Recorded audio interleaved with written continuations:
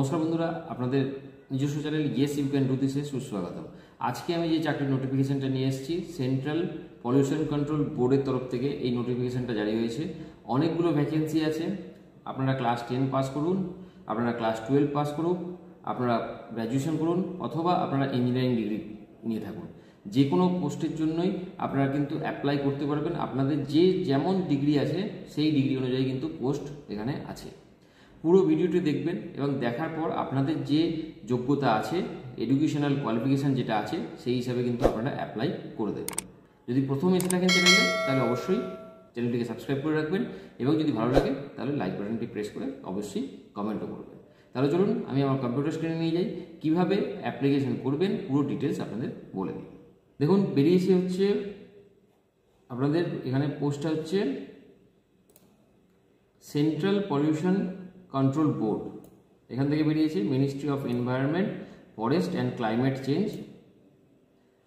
Advertisement নাম্বারটা দেখছেন এখানে, অ্যাডভার্টাইজমেন্ট নাম্বার দেওয়া আছে। শুরু হচ্ছে অ্যাপ্লিকেশান শুরু হয়েছে 7 এপ্রিল থেকে এবং শেষ হবে হচ্ছে 28 এপ্রিল পর্যন্ত। কি কি পোস্ট আছে আগে দেখে নিই, তারপর তার জন্য কি কি কোয়ালিফিকেশান লাগবে সেগুলো আমি ডিটেলসে বলে দেবো। দেখুন, সায়েন্টিস্ট বি কতগুলো আছে, টোটাল 22টা সিট আছে। অ্যাসিস্ট্যান্ট ল অফিসার একটা সিট আছে। সিনিয়র টেকনিক্যাল সুপারভাইজার 2টো সিট আছে। সিনিয়র সায়েন্টিফিক অ্যাসিস্ট্যান্ট 4টে ভ্যাকেন্সি আছে। সিনিয়র টেকনিক্যাল সুপারভাইজার 5টা সিট আছে। এছাড়া দেখুন, অ্যাসিস্ট্যান্ট হিসাবে 4টে সিট আছে। অ্যাকাউন্টস অ্যাসিস্ট্যান্ট হিসাবে 2টো সিট আছে। জুনিয়র ট্রান্সলেটর হিসাবে একটা, সিনিয়র ড্রপসম্যান হিসাবে একটা, জুনিয়র টেকনিশিয়ান হিসাবে 2টো, সিনিয়র লাইব্রেরি অ্যাসিস্ট্যান্ট হিসাবে 2টো, আপার ডিভিশন ক্লার্ক হিসাবে 8টা, ডেটা এন্ট্রি অপারেটর হিসাবে 2টো, ডেটা এন্ট্রি অপারেটর গ্রেড 2 হিসাবে একটা, স্টেনোগ্রাফার গ্রেড 2 হিসাবে 3টে, লোয়ার ডিভিশন ক্লার্ক হিসাবে 5টা, ফিল্ড অ্যাসিস্ট্যান্ট হিসাবে একটা, মাল্টিটাস্কিং স্টাফ হিসাবে 3টে। এতগুলো পোস্ট কিন্তু আছে। সব মিলিয়ে যদি দেখেন, আপনাদের যেটা কোয়ালিফিকেশান আছে সেই যোগ্যতা অনুযায়ী আপনারা কিন্তু ফর্মটা ফিল আপ করবেন। বয়সের সময়সীমা যদি দেখেন, তাহলে 30 বছর ওখানে লেখা আছে, কিন্তু যদি আপনাদের SC ST বা OBC হয় তাহলে এই অনুযায়ী কিন্তু আপনাদের বয়সের ছাড় দেওয়া হয়েছে, যেটা সেন্ট্রালের নিয়ম, সেই নিয়ম অনুযায়ী। ঠিক আছে, এইবার দেখুন কি কি আপনাদের কোয়ালিফিকেশান লাগবে। সায়েন্টিস্ট বিতে যদি আপনারা পড়েন তাহলে আপনাদের ব্যাচেলার ডিগ্রি লাগবে, সেটা ইঞ্জিনিয়ারিং অথবা টেকনোলজি থেকে।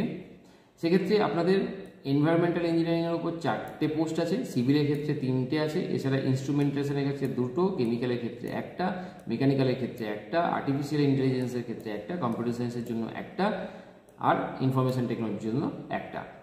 যদি অ্যাসিস্ট্যান্ট ল অফিসার হিসেবে দেখেন তাহলে ব্যাচেলার ডিগ্রি ইন লতে ব্যাচেলার ডিগ্রি থাকলেই হবে এবং 5 বছরের এক্সপিরিয়েন্স যদি থাকে তাহলে আপনারা কিন্তু অ্যাপ্লাই করতে পারবেন। সিনিয়র টেকনিক্যাল সুপারভাইজার হিসাবে যদি আপনাদের ব্যাচেলার ডিগ্রি থাকে ইনস্ট্রুমেন্টেশন ইঞ্জিনিয়ারিংয়ের ওপর, তাহলে একটা সিট আছে। ইনস্ট্রুমেন্টেশন অর ইলেকট্রনিক্স ইঞ্জিনিয়ারিংয়ের ওপর একটা সিট আছে এবং 3 বছরের এক্সপিরিয়েন্স যদি থাকে তাহলে আপনারা কিন্তু অ্যাপ্লাই করতে পারেন। সিনিয়র সায়েন্টিফিক অ্যাসিস্ট্যান্ট হিসাবে আপনাদের যদি মাস্টার ডিগ্রি প্রসেসিং হয়, মানে এখনও পর্যন্ত পারসিউইং আছেন, কমপ্লিট হয়নি, তাহলেও কিন্তু অ্যাপ্লাই করতে পারবেন। এছাড়া দেখুন, যদি আপনাদের টেকনিক্যাল সুপারভাইজার হিসেবে আসেন তাহলে মেকানিক্যাল ইঞ্জিনিয়ারিংয়ের ওপর একটা যদি ডিগ্রি থাকে, অথবা ইলেকট্রনিক্সের ওপর বা ইনস্ট্রুমেন্টেশনের ওপর বা ইলেকট্রিক্যালের ওপর, তাহলে কিন্তু অ্যাপ্লাই করতে পারবেন।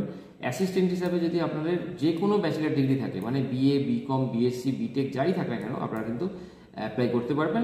এবং এখানে একটা কম্পিউটার টাইপিং টেস্ট হবে, সেক্ষেত্রে ইংলিশের জন্য 35 ওয়ার্ডস পার মিনিট যদি আপনারা করতে পারেন তাহলে অ্যাপ্লাই করবেন।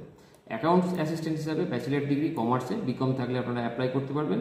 জুনিয়র ট্রান্সলেটর হিসাবে মাস্টার ডিগ্রি যদি থাকে কোনো হিন্দি অথবা ইংলিশে, তাহলে কিন্তু আপনারা অ্যাপ্লাই করতে পারবেন। এছাড়া দেখুন আছে সিনিয়র ড্রপসম্যান হিসাবে যদি সিভিলে বিটেক করা থাকে তাহলে আপনারা অ্যাপ্লাই করতে পারবেন। জুনিয়র টেকনিশিয়ান হিসাবে যদি ইলেকট্রিক্যালে ডিপ্লোমা থাকে তাহলে অ্যাপ্লাই করতে পারবেন। সিনিয়র ল্যাবরেটরি অ্যাসিস্ট্যান্ট হিসাবে যদি 12 পাস করে থাকেন তাহলে কিন্তু অ্যাপ্লাই করতে পারবেন। এছাড়া আপার ডিভিশন ক্লার্ক হিসাবে আপনারা যদি ডিগ্রি কোনো করে থাকেন BA BCom BSc তাহলে কিন্তু অ্যাপ্লাই করতে পারবেন এবং 35 ওয়ার্ড পার মিনিট ইংলিশের জন্য, আর হিন্দির জন্য 30 ওয়ার্ড পার মিনিট যদি আপনারা টাইপিং করতে পারেন তাহলে অ্যাপ্লাই করবেন। ডেটা এন্ট্রি অপারেটর গ্রেড 2 এর জন্য 12 পাস থাকলে আপনারা অ্যাপ্লাই করতে পারবেন। স্টেনোগ্রাফার 2 এর জন্য 12 পাস থাকলে আপনারা অ্যাপ্লাই করতে পারবেন। এছাড়া যদি আপনাদের জুনিয়র ল্যাবরেটরি অ্যাসিস্ট্যান্ট হিসেবে আসেন তাহলে 12 পাস থাকলে আপনারা কিন্তু অ্যাপ্লাই করতে পারবেন। লোয়ার ডিভিশন ক্লার্কের ক্ষেত্রেও 12 পাস থাকলে আপনারা অ্যাপ্লাই করতে পারবেন এবং ইংলিশের টাইপিং যদি 30 ওয়ার্ড পার মিনিট করতে পারেন অথবা হিন্দির জন্য 30টা ওয়ার্ড পার মিনিট করতে পারেন তাহলে অ্যাপ্লাই করবেন। ফিল্ড অ্যাটেন্ডেন্ট হিসাবে আপনাদের 10 পাস থাকলেই কিন্তু আপনারা অ্যাপ্লিকেশন করতে পারবেন। মাল্টিটাস্কিং স্টাফ হিসাবে আপনার যদি 10 পাস করা থাকে তাহলে কিন্তু অ্যাপ্লিকেশন করতে পারবেন।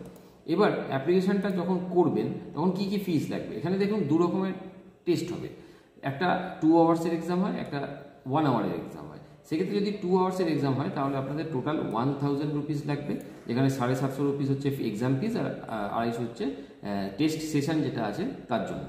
আর 1 আওয়ারে যদি হয় তাহলে 500 টাকা লাগবে, সেক্ষেত্রে 350 টাকা আপনাদের এক্সাম ফিস এবং টেস্ট সেন্টারের জন্য 150 টাকা দিতে হবে।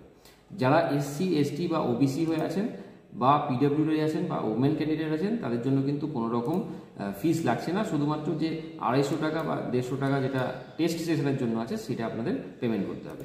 কীভাবে আপনারা ফর্মটা ফিল আপ করবেন, ফিল আপ করার জন্য আপনাদের এই যে ওয়েবসাইটটা আছে এই ওয়েবসাইটে যাবেন, ওয়েবসাইটের আন্ডারে জব হেড বলে যে একটা হেডিং আছে ওখানে গিয়ে আপনারা কিন্তু ডাইরেক্ট যে ফর্মটা আছে সেই ফর্মটা ফিল আপ করতে পারবেন। ফিল আপ করার সময় প্রথমে আপনাদের রেজিস্ট্রেশন করতে হবে এই ওয়েবসাইটটায়।